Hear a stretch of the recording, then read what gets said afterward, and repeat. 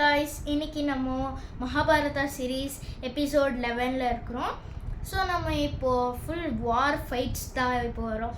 Actually Kauravas வந்துட்டு பாண்டவாஸை ஹஸ்தினாப்பூர்லேருந்து வெட்டிட்டு இருக்குவாங்க.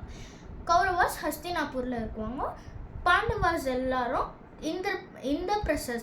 இந்திரபிரசத்தா அப்படின்னு இந்திரபிரஸ்தா காட்டில் அந்த கேபிட்டலில் இருக்குவாங்க. இவங்க எல்லாம் இருக்குவாங்க. அப்போ கிருஷ்ணா ஒரு கிஃப்ட் தருவான் இவங்க காட்டில் இருக்கிறவங்கன்ட்டு.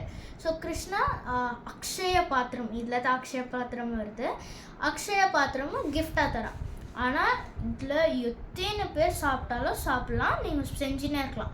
ஒரு வாட்டி கல்விட்டா திருப்பி உங்களால் செய்ய முடியாது, நெக்ஸ்ட் நாள் தான் உங்களால் செய்ய முடியும். இது வந்துட்டு நான் சூர்யா கிட்டேருந்து கிஃப்ட் வாங்கிக்கின்னு வந்தேன்னு சொல்லுவான் கிருஷ்ணா. நெக்ஸ்ட்டு நம்ம அர்ஜுனா கூட ஆல்ரெடி ஒரு கல்யாணம் ஆயிருக்குன்னு சொல்லியிருக்குவேன். அங்கே சித்தரங்கத ஒரு பையன் பஹ்ருவானா, அவன் வந்துட்டு பப்ருவாகனா வந்துட்டு அர்ஜுனா கூட ஃபைட்டுக்கு வருவான். நீ எப்படி எங்கள் அம்மாவை விட்டுட்டு வண்டி மற்ற பெண்கள் கூட நீ இருக்கலாம் எங்கள் அம்மா விட்டுன்ட்டு. ஸோ அந்த மாதிரி ஃபைட்டில் வரும்போது சுபதராக்கு பையன் இருக்குவான் அபிமன்யு. அவன் வந்துட்டு எவ்வளோ தைரியம் தான் எங்கள் அப்பா மேலே கை வைக்குவன்ட்டு அருவாலை வெட்டி போட்டுட்டுவான். அவன் தலை பறந்துன்னு போயிடும்.